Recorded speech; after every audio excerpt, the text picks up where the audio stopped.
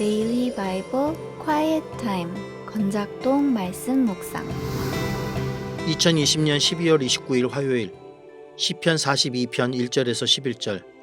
그리워하다.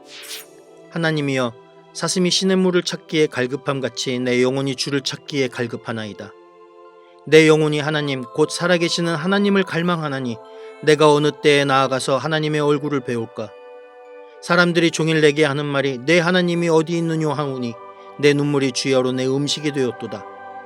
내가 전에 성의를 지키는 무리와 동행하여 기쁨과 감사의 소리를 내며 그들을 하나님의 집으로 인도하였더니 이제 이 일을 기억하고 내 마음이 상하는도다. 내 영혼아, 내가 어찌하여 낙심하며 어찌하여 내 속에서 불안해하는가. 너는 하나님께 소망을 두라. 그가 나타나 도우심으로 말미암아 내가 여전히 찬송하리로다. 내 하나님이여, 내 영혼이 내 속에서 낙심이 되므로 내가 요단 땅과 헤르몬과 미살산에서 주를 기억하나이다. 주의 폭포 소리에 깊은 바다가 서로 부르며 주의 모든 파도와 물결이 나를 휩쓸었나이다. 낮에는 여호와께서 그의 인자하심을 베푸시고 밤에는 그의 찬송이 내게 있어 생명의 하나님께 기도하리로다. 내 반석이신 하나님께 말하기를 어찌하여 나를 잊으셨나이까. 내가 어찌하여 원수의 압제로 말미암아 슬프게 다니나이까 하리로다. 내 뼈를 찌르는 칼같이 내 대적이 나를 비방하여 늘 내게 말하기를 내 하나님이 어디 있느냐 하도다. 내 영혼아, 내가 어찌하여 낙심하며 어찌하여 내 속에서 불안해하는가. 너는 하나님께 소망을 두라. 나는 그가 나타나 도우심으로 말미암아 내 하나님을 여전히 찬송하리로다.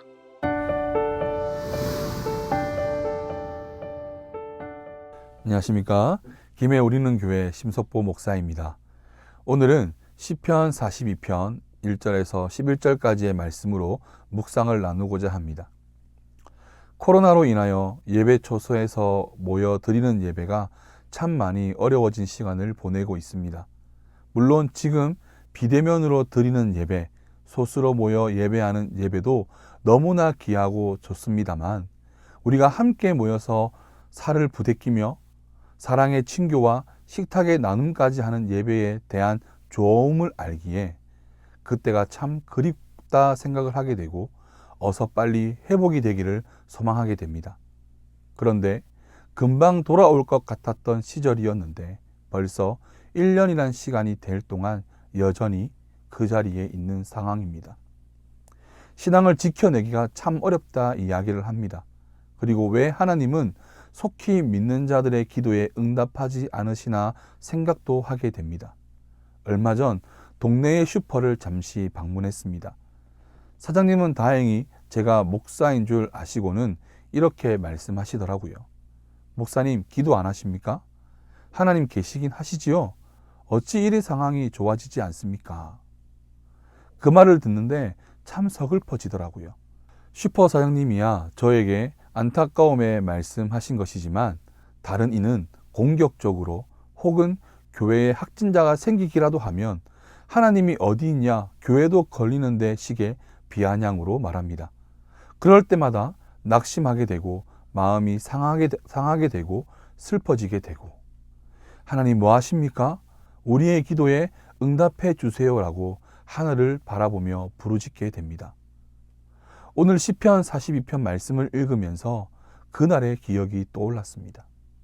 아마도 오늘의 노래가 추측하길 바벨론 포로기로 끌려간 유다 백성들이 성전에서의 예배를 그리워하며 불렀기 때문일까요?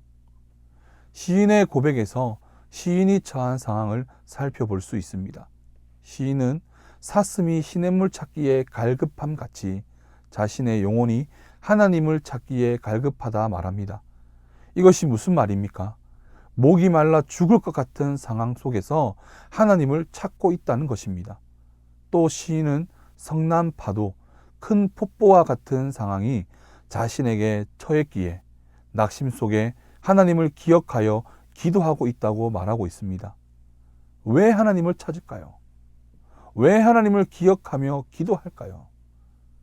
자신의 고통과 상한 마음에 위로가 되시고 도우셔서 이겨낼 이가 하나님이 유일하기 때문에 그런 것입니다.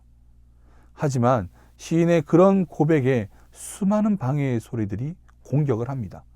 3절의 말씀처럼 10절의 말씀처럼 네가 찾고 기도하는 하나님이 어디 있느냐? 너를 구원할 자가 도대체 누구냐라고 비방합니다. 그 비방에 너무나 마음이 어려워집니다.